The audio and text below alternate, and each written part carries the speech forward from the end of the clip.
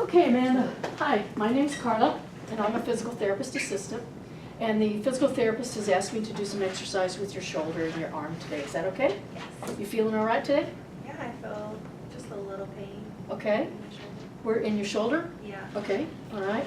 Normally we would ask for a pain rating. We'll talk to you about those later. You've probably been asked to rate your pain on a scale of 0 to 10, being 0, no pain at all, 10 being the worst pain you've ever had in your life. Where would you rate your pain? Probably just a 2. A 2? Okay. All right. Don't make any comments. Don't sway their pain ratings. Just take it for what it is. All right. I'm going to go ahead and get started. First thing, can I shift this pillow? Can you lift your head? And I want to shift the pillow over so that the pillow is not in any way interfering with the treatment. And I'm going to cover you up and uncover you a little bit here. And take your arm out. So anything that we're not treating, we're covering up. All right, so reaching underneath for the scapula, I'm just going to reach behind your shoulder. Okay. And going into elevation, depression. I've got a hold of the acromion process, and I can find the inferior angle. A couple of reps here. Watching for grimace, pain. Let me know if anything's uncomfortable. Adduction, abduction.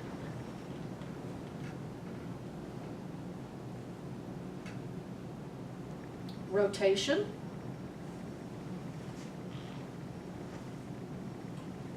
Rotation kind of tips that acromion process a little bit more toward the ear than elevation and depression, so there's a little difference there.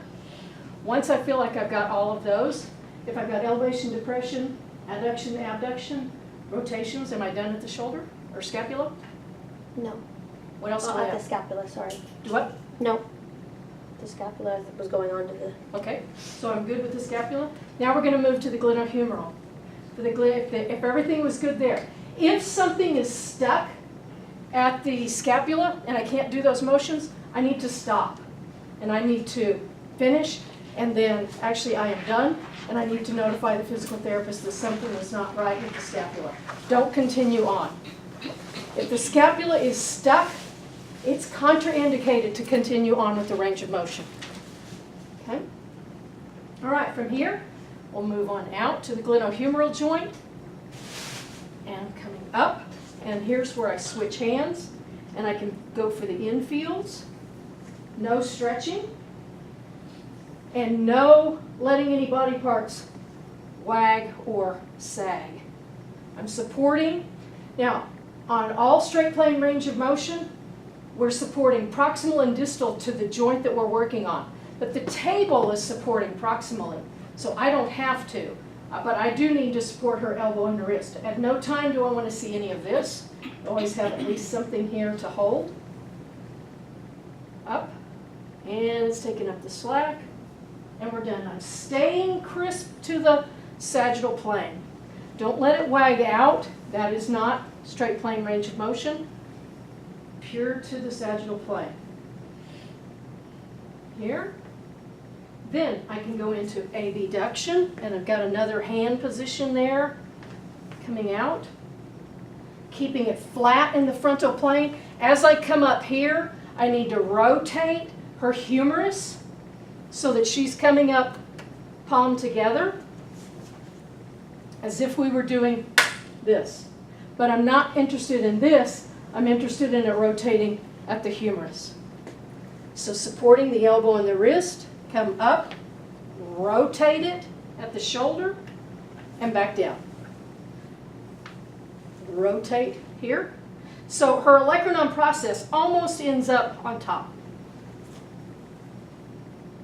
Then we're going to come out to 90 degrees, flex. Now I've got a handle. I'm supporting her elbow, and we can do external or lateral rotation and internal rotation. Lateral rotation, internal rotation. Now she's there, there's where the range stops. I can feel it, take up the slack, and the head of the humerus actually starts to raise up. And I don't want to push it any further. We're not stretching. So I have her at a good 90 degrees. Nice and slow. If you go too fast, you will miss any clicking and popping. We're using our hands as sensors. I need to feel for any clicking and popping. And watch her face. From there, I can go into horizontal adduction and abduction. Supporting the elbow, supporting the wrist and hand. Because I'm isolating, I'm totally focused on what's going on at the glenohumeral joint. And we're done. At the glenohumeral joint. Onto the elbow, which would have flexion and extension, but making it easier, I can take supination and flexion and pronation and extension. I'm supporting just underneath her elbow, so I'm supporting now everything that we support will be proximal and distal. I'll hold and hold here, and I'm focused on these joints. Flexion and extension, supination and pronation. But I'm not moving anything else. But I have combined elbow and radial ulnar joints. A couple times there. That's it. Now I can set her arm on the table, proximal and distal to the wrist, and let the fingers do what the fingers are going to do, which are going to curl around my hand. Flexion, extension, and hyperextension, and then radial and ulnar deviation. They don't go very far and don't stretch. Then I can come out. I want to stabilize, up again, above and below, and doing abduction and adduction, and flexion and extension. So I've got two movements at the proximal end of the thumb. Then we move to the next joint of the thumb, isolate, above and below, and do only that joint a couple times. Move out to the interphalangeal joint a couple times. Move to the next carpo-metacarpal joint a couple times. And I could do all of the carpo-metacarpals one after the other. Stabilize each and every one. We individualize the treatment on these joints. Now I'm doing the proximal interphalangeal joints. And you can do each digit. You could finish out the whole digit, such as doing here, here, and here. That would be fine. No problem there. And don't forget the little guys on the end. And stabilize above and below. And then I can combine them and bring them out. Combine, bring them out. One other action is opposition. Bring the thumb and the pinky finger together so you kind of make a snow cone holder, kind of a cone here, by bringing the thumb and the pinky together. So there's a little bit of rotation in that first metacarpal and in the fifth metacarpal. And then bring the hand back to flat and there.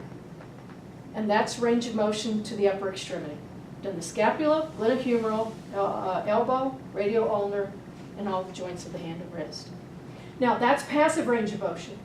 When I'm doing these, you may be instructed to have the patient do passive or active assist. What would I need to do for active assist for any of these?